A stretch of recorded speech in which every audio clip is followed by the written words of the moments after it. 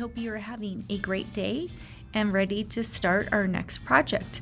So we are going to go to makecode.microbit.org. In there you will see your different projects if you didn't clear your history. Now, if you cleared your history and you don't have a Microsoft account, then you're going to lose everything that you have in here. Just a word of caution.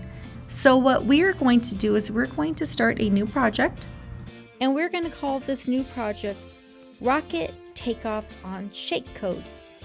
We are going to call this project Rocket Alarm with Shake. Hit create. And again, I'm going to get rid of the on start, and I'm going to get rid of the forever.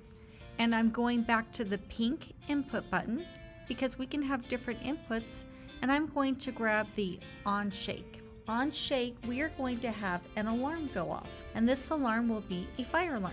So what we'll do is we will grab some LEDs, and let's make an X for this. And then the other thing we wanted to do is let's add an alarm, and we do that by clicking music. And I'm going to go to the music tab, which is red.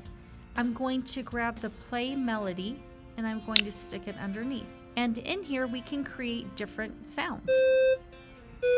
Then you click done, and now let's test it.